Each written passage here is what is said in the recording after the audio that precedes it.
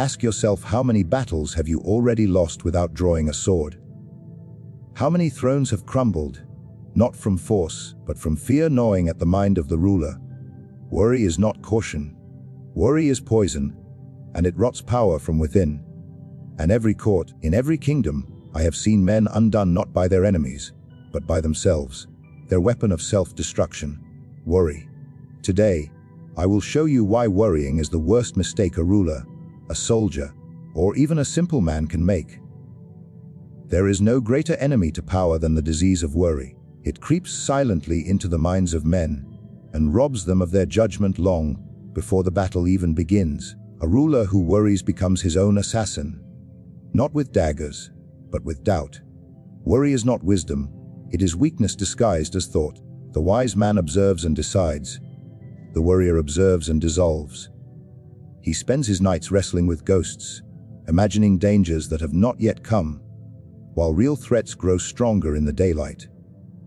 I have seen princes lose their thrones not because their enemies were too clever, but because their own minds betrayed them. They imagined defeat before the first strike, and so the kingdom obeyed their fear. A ruler's face is the mirror of his power. When it shows worry, the entire court begins to tremble. Ministers whisper, soldiers hesitate, allies withdraw. The chain of command collapses not because the enemy attacked, but because the leader looked uncertain. The fall begins in the mind, long before the gates are breached. You see, worrying is a luxury for those who have nothing to lose. But for those who carry power, kings, commanders, thinkers, worry is poison. It turns strength into hesitation. It turns opportunity into paralysis. When a man begins to dwell on what could go wrong, he forgets what he can make go right. He surrenders his present to the shadows of tomorrow. And in doing so, he gives up the one thing no ruler can afford to lose: his command over himself. A prince who worries too much is like a soldier who polishes his sword, but never draws it. He prepares endlessly, plans perfectly, but acts never. And when the moment of action finally arrives, his mind is already exhausted from imaginary battles. His hand shakes not from fear of the enemy, but from the weight of his own overthinking. I tell you, worry kills action, and without action, even the wisest strategy dies stillborn. Worry also blinds a man to reality. It replaces facts with fantasies. When you worry, you no longer see what is, only what might be. You stop ruling the world outside you, and start being ruled by the world inside your head. Every whisper becomes a threat, every silence an omen, every shadow a rival plotting your fall. In this state, even a harmless gesture seems suspicious. And soon, you will act not from clarity, but from confusion, striking at allies, trusting enemies, destroying the very balance that once protected you. Power demands clarity. The moment you allow worry to cloud your mind, your judgment becomes fogged. Your enemies, sensing your unease, will not strike immediately. They will wait. They will watch. They will let you destroy yourself in the theater of your imagination, because nothing delights your rival more than watching you crumble from within, while he spends no sword, no coin, no word. Understand this. Worry pretends to be your protector, but it is the thief of your peace. It whispers that by thinking endlessly, you are preparing, but true preparation ends with decision. True wisdom acts. Worry is an endless rehearsal for a play that is never performed, and while you wait for the perfect moment, bold men, less intelligent perhaps, but more daring, seize the stage and take your place. The great irony is that the worrier believes he is cautious, yet his caution destroys him faster than recklessness. The bold man may fall, but he falls on his own terms. The worrier never even stands. He drowns while standing on the shore, afraid to test the water. In politics, in war, in life, he who hesitates through fear becomes prey to those who move through certainty. If you observe the natural order, you will see that strength never worries.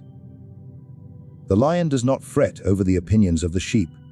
The eagle does not lose sleep wondering if the wind will betray it. Only man, with his gift of thought, poisons his own gift with excessive thinking. To worry is to misuse the intellect, to turn wisdom against itself. It is not intelligence that makes a ruler great.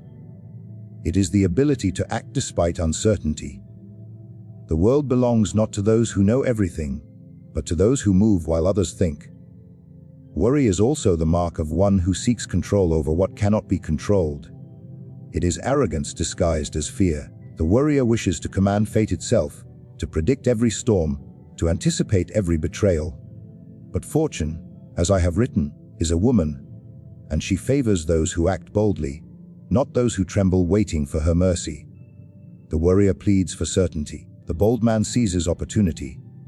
One grows old in silence, the other carves his name into time.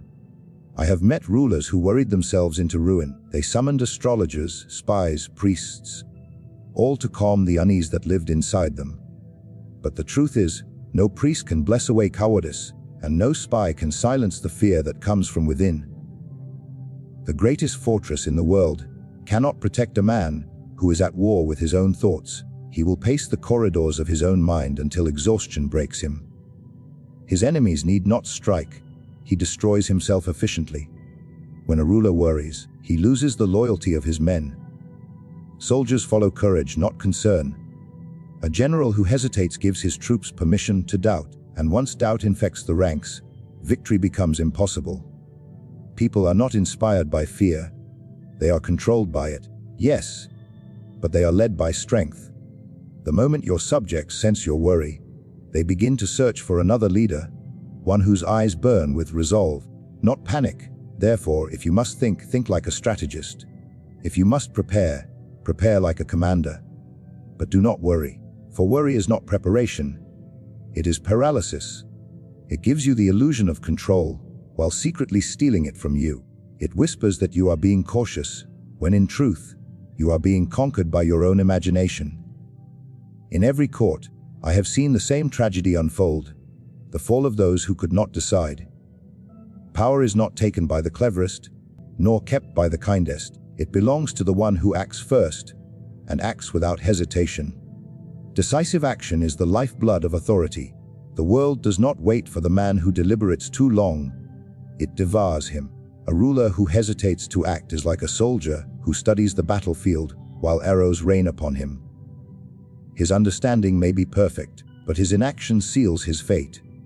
Those who rise to greatness do not always rise because they are right, but because they are certain. Men follow confidence more eagerly than they follow truth. When a leader stands firm, even upon uncertain ground, others believe in him because he believes in himself. But when he hesitates, when he doubts, that hesitation ripples through his ranks like a disease. Advisors argue, soldiers pause, allies reconsider. The entire structure of his power begins to tremble, not because his enemies are stronger, but because his command has lost its pulse. Understand this. The world admires action because it fears confusion. People want a leader who chooses, not one who questions endlessly. The masses will forgive an error made with confidence, but they will never forgive a ruler who hides behind indecision. To delay, to overthink, to wait for the perfect moment, these are the luxuries of men who have no responsibility, no empire to protect, no crown to lose. A ruler must act swiftly, even if his sword is not perfectly sharpened, because opportunity, like fortune, does not linger for the hesitant. When you act decisively, even your mistakes work in your favor. They show that you possess the courage to risk, and that courage commands respect. Fear is contagious, yes, but so is conviction. One firm word from a confident ruler can silence 100 doubters. One bold step can shift the balance of an entire war. But when you hesitate, your silence becomes an invitation for others to decide in your place, for rivals to claim your authority, for fate to write your story instead of you. In politics and war, every hesitation is a message.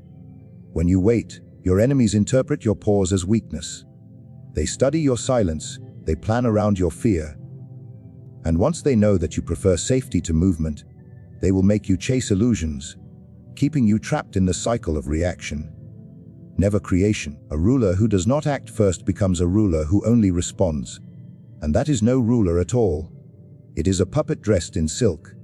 Action, on the other hand, bends the world to your rhythm. Even when your choice is wrong, your decisiveness forces others to adapt to you. They are now reacting, and thus you have regained the upper hand. Power lies not in being flawless, but in being unpredictable and firm. When your enemies cannot predict your hesitation, they must predict your will. And that, my friend, terrifies them more than your armies ever could. Look at history. The men who shaped it were rarely the wisest or the gentlest.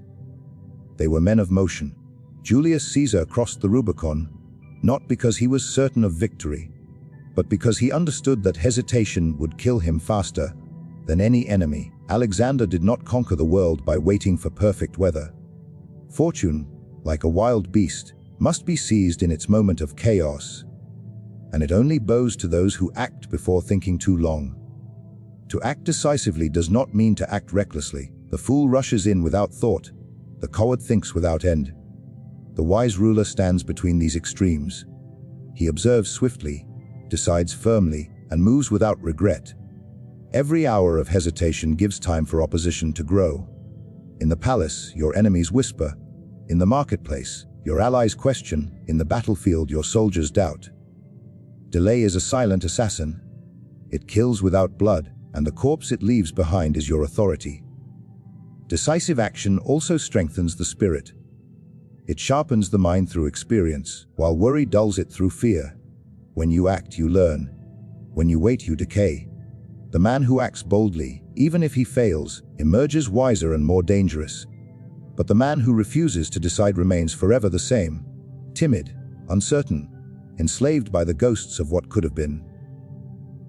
A ruler must learn to prefer the pain of a wrong decision over the comfort of indecision, for one leads to growth, and the other to ruin.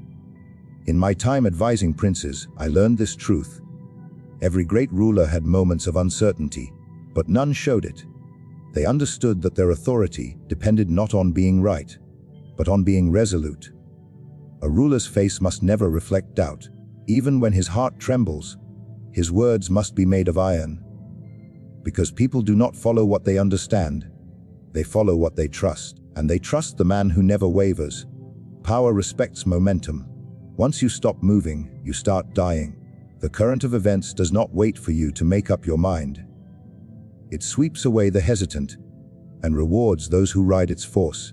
Decisive action transforms chaos into opportunity. It is the weapon of those who command life, instead of being commanded by it. The hesitant ruler prays for certainty. The decisive one creates it. The difference between them is not intellect, but courage. A leader must accept that he will never possess all the answers. The world is too vast, men too unpredictable, fortune too wild. If you wait for perfect clarity, you will wait forever. To rule is to decide amid uncertainty, to act when others freeze, to move when others question. The decisive man understands that control is not found in knowing the outcome. It is found in forcing an outcome. There is one thing every ruler must understand. Weakness is not always seen in defeat. Often, it is seen in the eyes of the one who worries. A ruler who worries too openly, who allows fear to drip from his voice, who lets his doubts spill before others, creates enemies without a single sword being drawn. For in the theater of power, perception is everything. The world does not attack the strong, it attacks the uncertain. The moment you reveal that your heart trembles, even slightly, you awaken predators that had been sleeping peacefully in your shadow. Worry is contagious. It spreads through your court, your army, your people, faster than any disease. When a prince begins to question his own strength, his ministers begin to question his rule. They whisper among themselves, wondering whether his judgment has faltered, whether his courage has faded. The scent of worry calls to ambitious men, like blood calls to wolves. It tells them the throne is weakening, that there may soon be room for another to rise. And make no mistake, in every kingdom, there is always someone waiting for that moment. When you show worry, you teach others how to treat you. You tell your enemies that you can be shaken. You tell your allies that your loyalty is uncertain. You tell your people that their ruler does not trust his own fate. No man follows a trembling hand. They follow the one whose eyes burn with certainty, even when the world burns around him. If you wish to keep allies loyal, never show them your private storms. They will respect your silence far more than your fear. In my time among princes, I have seen this pattern unfold too often. A ruler begins to doubt himself. He fears a rebellion, a betrayal, an invasion that may never come. He calls more meetings, consults more advisors, hides behind more plans. He believes he is being careful, but his advisors see it as weakness. His captains sense hesitation in his voice, and so they begin to hesitate too. What starts as an internal tremor soon becomes a public quake. The kingdom, once united, begins to fracture under the weight of his invisible fear. Even your enemies watch you closely for these signs. They do not need spies to learn your weakness. They can see it in your posture, your tone, your hesitation. When they sense worry in you, they grow bolder. They push further, demand more, and encircle you with confidence. It is not your army that scares them, nor your gold, nor your title. It is your will. Once they see that your will can bend, they will test how far it can be broken. Worry is not harmless. It is a signal that you are ready to surrender before the battle even begins. And what of those who pretend to be your friends? They too will sense it. Men are not loyal to kindness, nor to truth, but to strength. They remain close to power as long as it feels unshakable. But when you begin to doubt yourself, they will begin to drift. Some will betray you quietly, shifting their loyalty to the next rising star. Others will flatter you to your face, while sharpening daggers behind your back. Their betrayal does not begin from hatred. It begins from your worry. You taught them that you are no longer the unmovable pillar you once seemed. A ruler must understand that appearances govern the hearts of men more than reality. Even when your empire shakes, you must appear unbroken. Even when the fire of doubt burns within, you must speak as if you command the winds themselves. To display worry is to give others permission to imagine your downfall.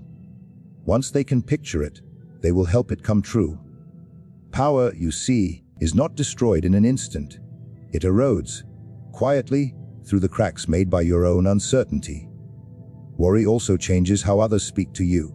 Advisors who once offered bold ideas will begin to tread carefully, fearing your unpredictable moods. Soldiers will hesitate to carry out orders if they sense the commander himself is uncertain. Even your allies abroad will interpret your silence as weakness. They will delay treaties, reconsider alliances, and make secret arrangements with your rivals. All of this, not because you were defeated, but because you allowed worry to show on your face. There is a reason I say that the art of power is the art of performance. A ruler must not only command armies, but appearances. To remain powerful, he must conceal his internal storms behind a calm surface, for men are not inspired by truth. They are inspired by image.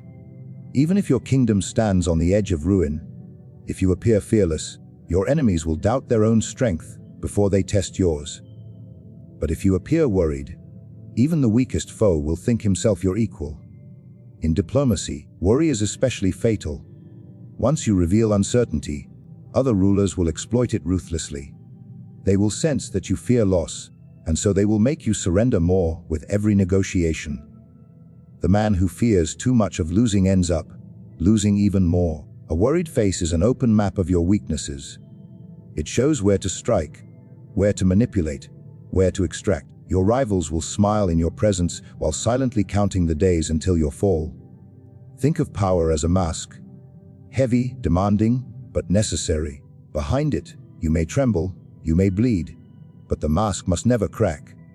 For the moment it does, those around you no longer see the ruler, they see the man. And men are easy to replace.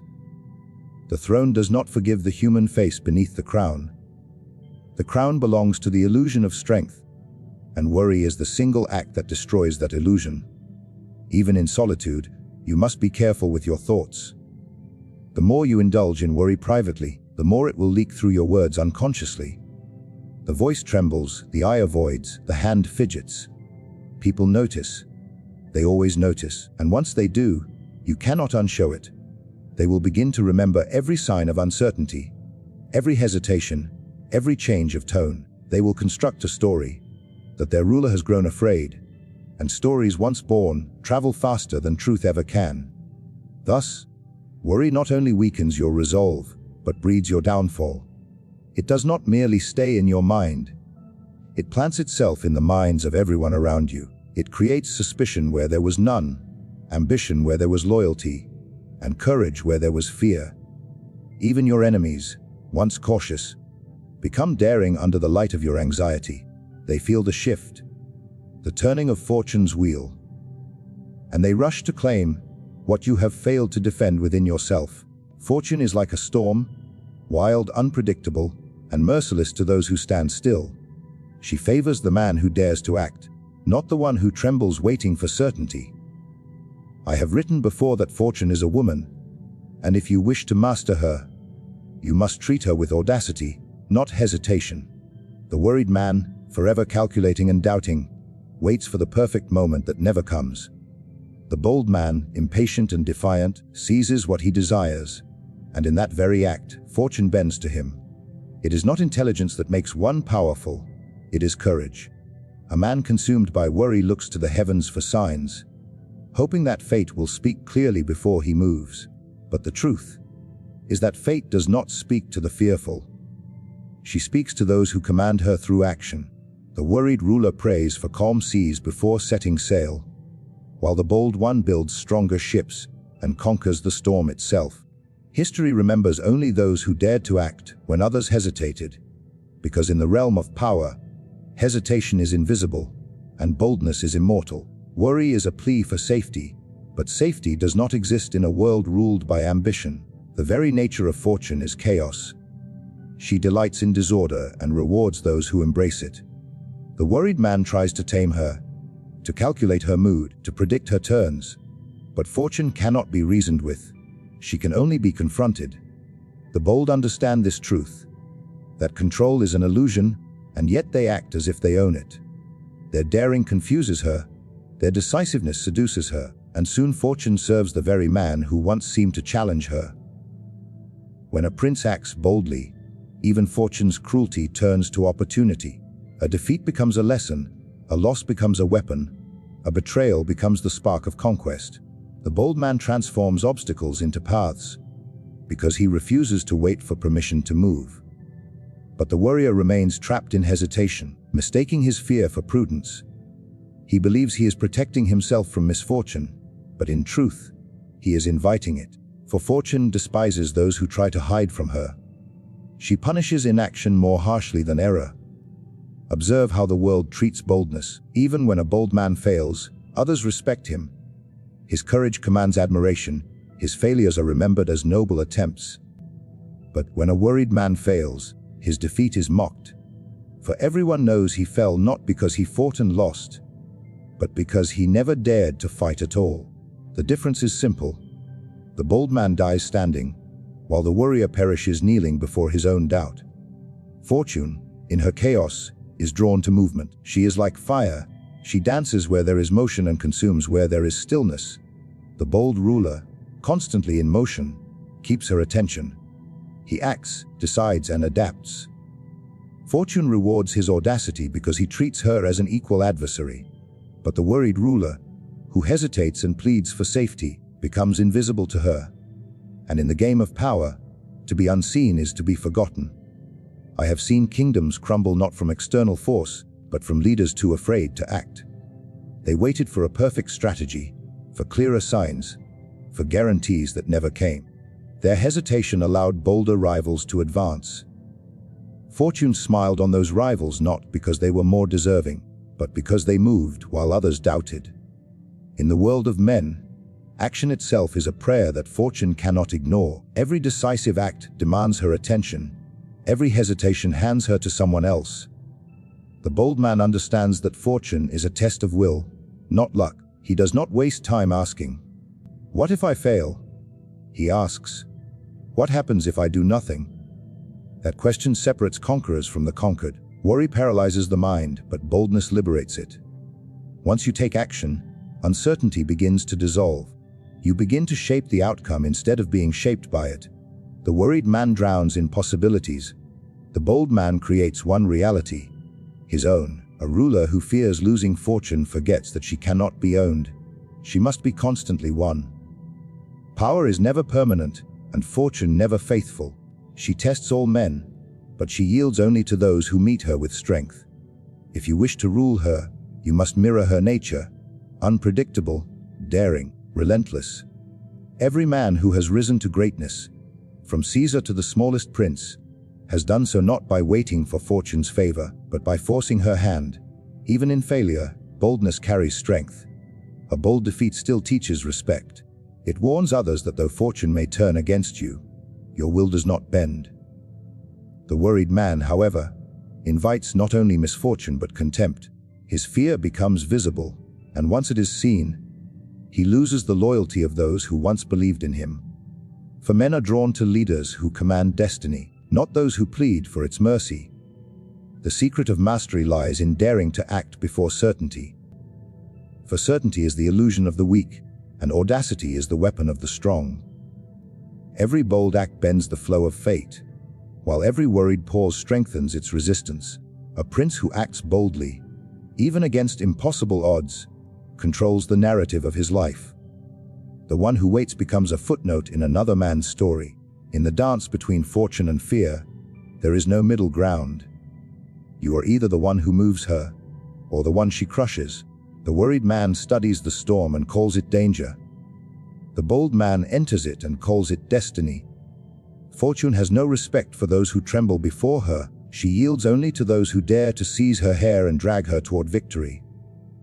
In the end, remember this: power does not belong to those who worry, nor to those who wait. It belongs to the ones who move with purpose, who stand unshaken before chaos, who command their fear instead of serving it. Worry destroys the strong before the enemy ever does. Indecision robs you of your crown long before anyone dares to take it. The world has no mercy for the hesitant. It bows only to the decisive. If you wish to master your life, your destiny, you must master your own mind first. Cast out worry as you would cast out betrayal. Replace hesitation with movement, fear with strategy, and doubt with command. The bold may fall at times, but the worried never rise at all. So act even if you tremble. Speak even if your voice shakes. Rule your fear, or your fear will rule you.